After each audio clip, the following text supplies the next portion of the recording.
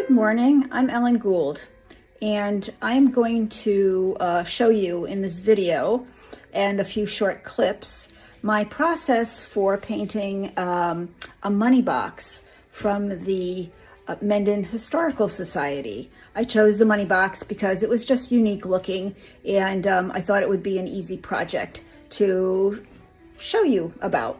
So let me show you a few of the things that I use in order to start this project and get it to complete. So these are a few things that I use when I am painting. Of course, I use my composition book because I like to take notes about when I start a painting, what paints that I'm using, and how long it usually takes me, and if I've run into any problems or things that I don't like. I always have a palette here. I clip it on. I have my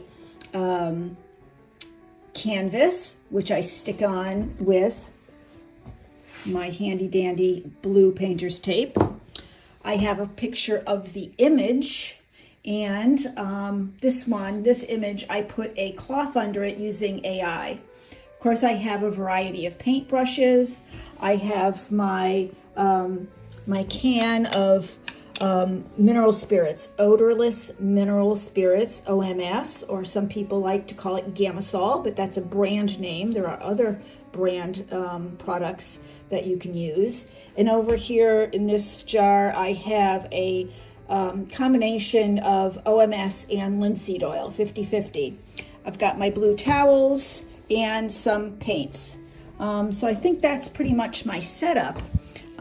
So let's begin. So if you want to get your project done pretty fast and you want to make sure it's fairly accurate and you're not real confident with your ability to draw perspective well, I would suggest that you start out by doing tracing. You take your original photo, put your tracing paper down, just mark your corners so you know where they are. And what I would do is I usually tape down the photo, and then I tape down the piece of tracing paper, and then of course you want to trace the whole thing. And of course I'm not going to bore you with tracing the whole thing, but that's what you're going to do, is you're going to trace, make sure you get your corners, and so you get your perspective right. After you've traced it, lift it just once to make sure you've got everything. And then what you're going to do is you're going to take charcoal, and you're going to rub it on the back of your traced image. Then you're going to take your canvas and you're going to put it down where you think it's best. So there, I think that's about right where I want it, not too high, not too low. Tape it down, and then what you're going to do is you're going to go over all of your lines once more, so the charcoal then transfers onto your canvas. So that's a nice, easy way to get your perspective. You don't want to rub your hands all over it because you get a lot of chalk that way, so you want to just try to get your pencil lines in there, and you can pick it up and you can take a look at it and get your image onto your canvas, and that's a nice easy step to help you along the way. Okay, so now comes the underpainting. Underpaintings are traditionally done with raw umber, and so that's what I'm going to put on my palette right now. Just squeeze out a little raw umber. I hope you can see this pretty well. It's hard to get the right angle. We are going to use our OMS,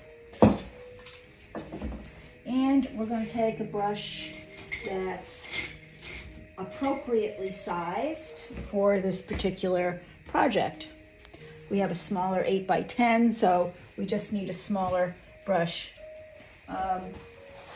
What we're going to do is we're going to knock out where those lines are, so we don't lose those.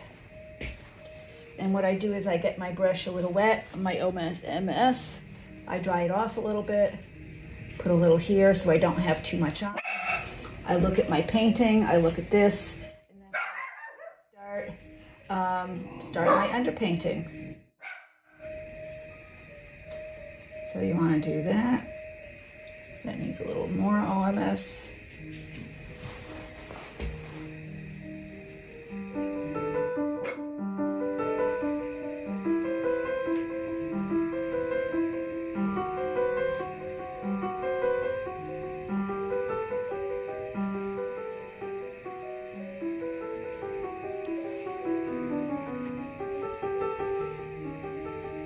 And we have the straps here that go down to here.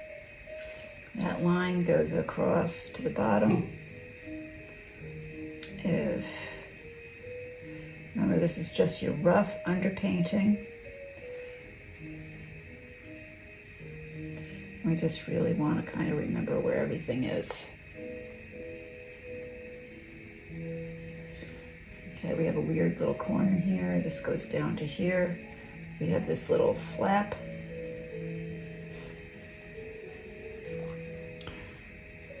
And we have this little corner piece here. Goes in the back. The charcoal is nice because it just adds some depth to the painting.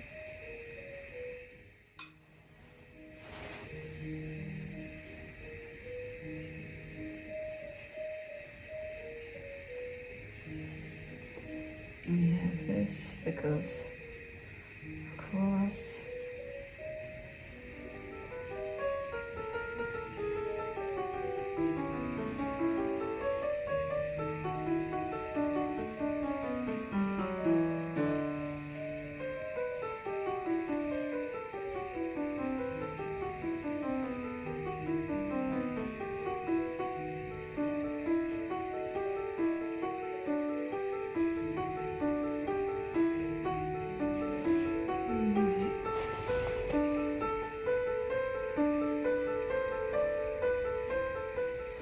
You also want to put in, remember this is not right now it's not accurate at all.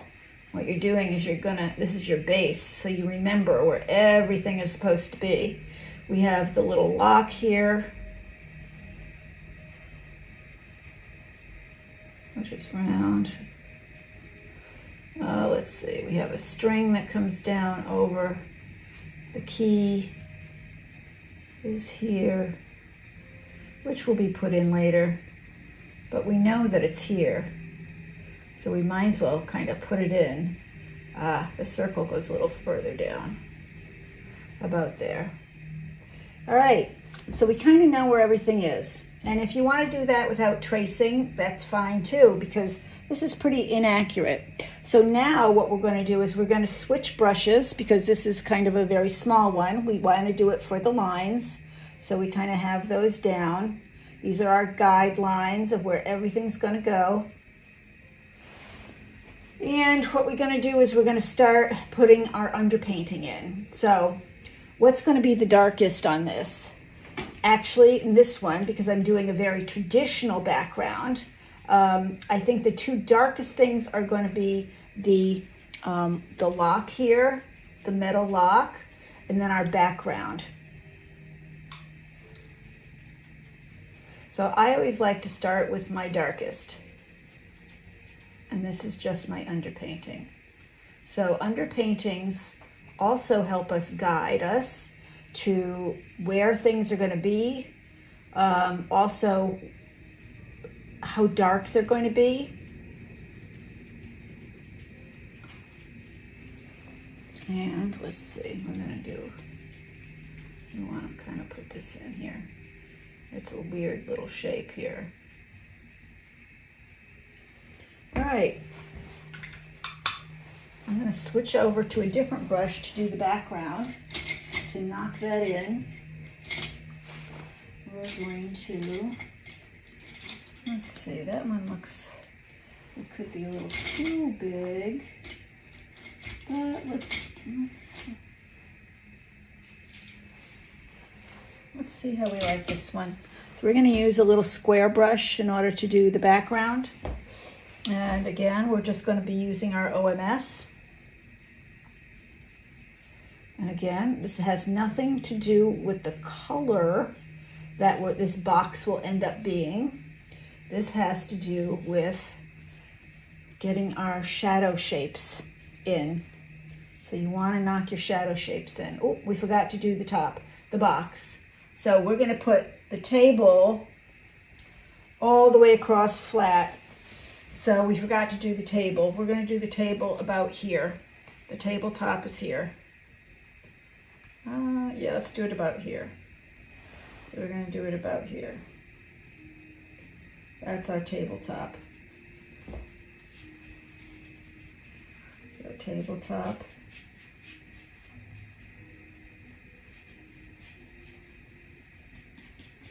Just keep knocking it in.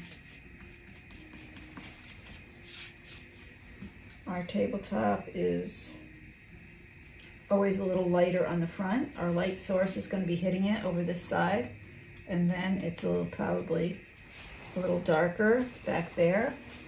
If you don't like the way it is, this is a great time to take your OMS and just wipe it away. Now, where's our horizon line? We need to look at the horizon line. We are going to have some shadows here, but our horizon line is about here. So that would be about here. So there's our horizon line. I think it's about there. Yeah, about there. And about here. All right, so that's not so bad. We want this to be not so dark. All right.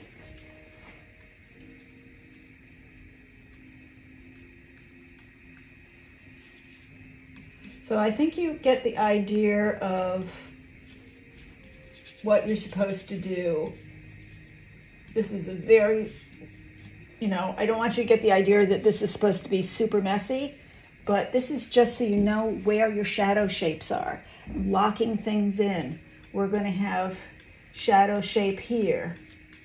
This side of the box is going to be darker than the rest of the side of the box because my light source is coming from the left. So just keep on working and I'll show you what it looks like when I'm done with that.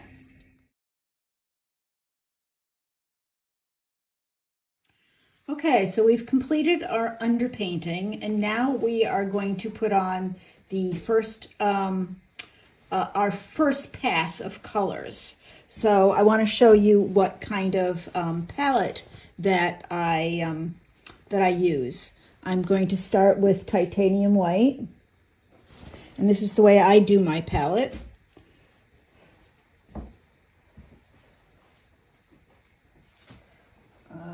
Let's see, I should have gotten these out beforehand, which I didn't. So here we go. Bear with me, people. Then I'm going to use some yellow ochre. I happen to use Williamsburg. I just happen to like them. So there we go with Williamsburg. Yellow ochre. Then I want some alizarin crimson.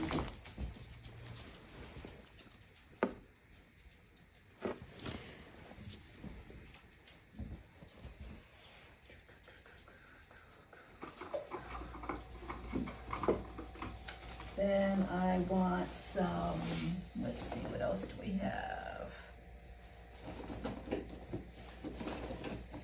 Well, let's see, let's do that. On this one, I am using something I don't usually use, is transparent red oxide. But I thought for the look of leather, we would use transparent red oxide. So here we go. We have burnt umber, I also, on this one, used some magenta, a little bit of that. I use my, and here's my burnt umber. I'm just moving it over because I like some order to that. There's my black. I use an ivory black. And I think that's pretty good. We'll give that a shot. And so these are the colors that I use for making this particular project. And what I wanted to do was I want to have a range of colors to choose from, light to dark. And so I might want to start with my yellow ochre. Let's add a little bit of some, alizarin crimson. That's not enough. Come on, get going. There we go. And some alizarin crimson.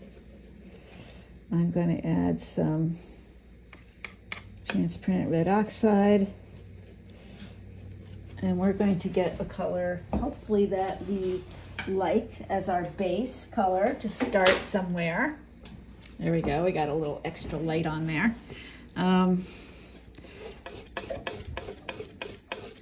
So let's mix a pile of that. And let's take a look and see. That's not so bad. That's kind of a nice color. We might want to make a lighter color of that. Let's see how that looks. Not too bad. We want to do a little darker. So you want to mix up all the same colors.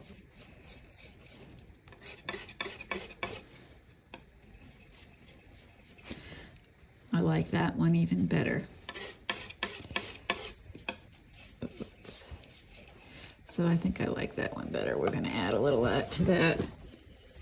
So not bad. So those are 3 starting colors that we can start with and take it from there. Let's take a look and see. What are we doing here? All right. So we're just going to start painting and put on our first coat. Our first pass. One of the things I like to do is, hang on, I need a little more ivory black and alizarin crimson, is when I do my backgrounds, I like, on this particular one, I want to be, I want it bold looking, I want it old looking. And so what I'm going to do is I'm going to take some of my black and I'm going to mix it with my alizarin crimson, and this makes a really, really nice, rich background. All right, usually what I do is I let everything dry in between painting sessions, and I don't paint for more than 4 to 5 hours a day, not even every day. So then I will paint and I will let things dry out. So hang on, let's see if we can figure out how to make this a little bit better for you. All right, so here we are. We're going to do our background. Start with the background. And I want a nice, really rich color. And so you're going to start and you just keep layering, layer and layer and layer. That's what oil painting is all about, is doing layers. And of course you have to be, at least I like being accurate. But this is just a quick tutorial to give you an idea of what I do. So here we go.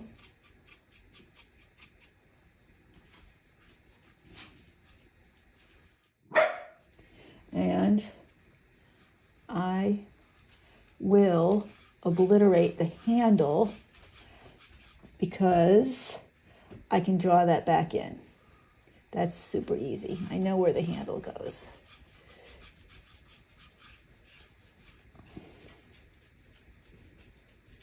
And this is my darkest area over to the right of the painting, because that one is going to be in shadow. While we're at it, we might as well add some shadow here, because we're going to remember that's there. Over here, we're just going to make it a little bit lighter. A little lighter over here.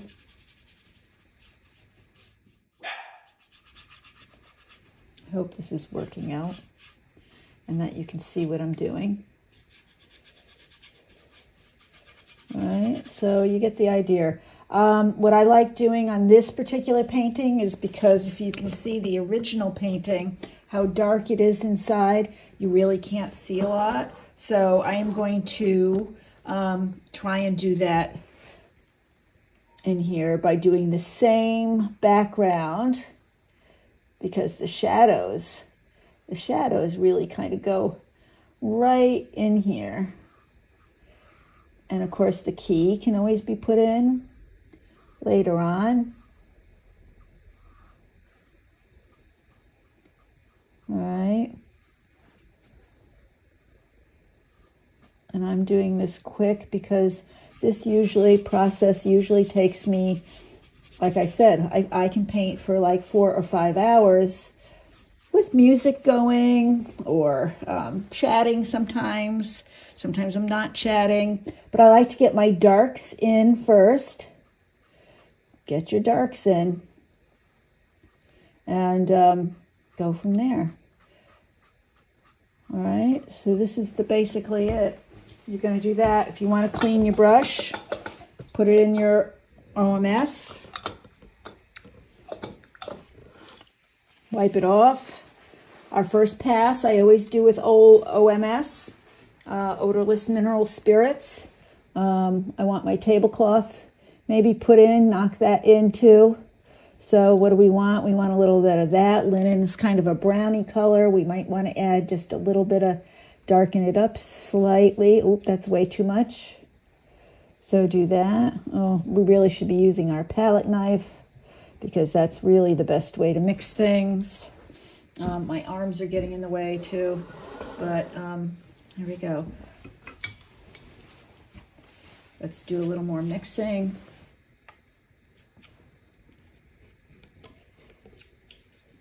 Let's add a little brown into there too. That's a nicer color. I like that color there. So let's wipe off our brush. We're going to take that color. We're going to use that for our tablecloth. Our light source is coming again from the left. And so I'm going to kind of lock that in.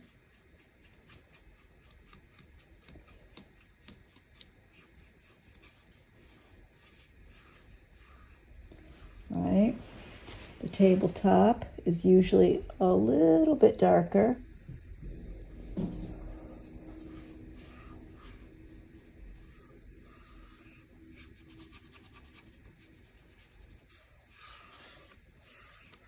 So this is what your first pass is going to be. You're going to kind of just keep working at it. And then you refine things. Little by little, you refine things. And we're going to blend. Remember, we had our horizon line is here. Don't forget the horizon line.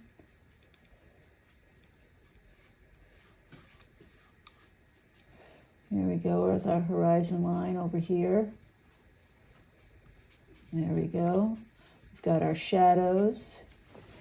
So we've got to start. We definitely have a start. And we might want to put a couple wrinkles in here. So you want to kind of work at that a little bit. Let's make sure we see what how we're doing on the box. You want to get your box started. So what are the colors that we chose? We kind of chose this color brown, maybe. That's kind of nice. All right. And so we just keep working at this. Just keep working at it. And if you don't like the color that you've chosen for your box, well, this is where you have the opportunity to change things. Now, I would encourage everyone not to use a lot of white because white really gets things chalky. Not a great color. You want to lighten things without adding too much white.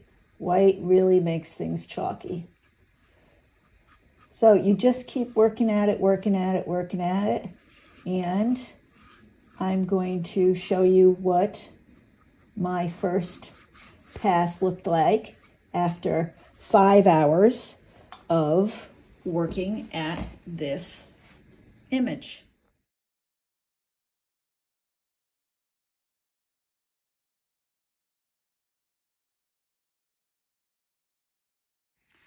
So hi, so I've been telling you about my process with oil painting, and this is the final oil painting and it's done. That was the color palette I used. And my process, why I can't show so much, is because I just do very small increments. I don't do alla prima, meaning I don't do an oil painting all in one setting. What I do is I do my underpainting and then I let it dry. And then I make my first pass with the colors that I think are appropriate, and then I let it dry.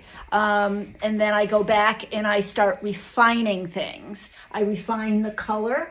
I might add different color paints so that way it looks more textured. And then the very last thing that I do is I find a nice fine paintbrush that has a good tip, and I make sure that I do all the little details. The shadow where the key goes in, all of the little thumbtacks, the tacks that are in the leather strapping. I make sure that my shadow is good, and I make sure that the box is grounded onto the cloth by making sure we have the right appropriate shadows. So that's my process. It takes literally days. This particular painting, it's an 8 by 10. It took me, my notes say it took me 3 days of actual painting, 4 to 5 hours, with a day in between each one to dry. So that's the way I prefer painting, because I have a life other than painting too, that I have to do things, grocery shopping, etc. So just like everyone else. So I hope that this little tutorial has helped you, or at least that you enjoyed watching it. So thanks. Have a good time and happy painting.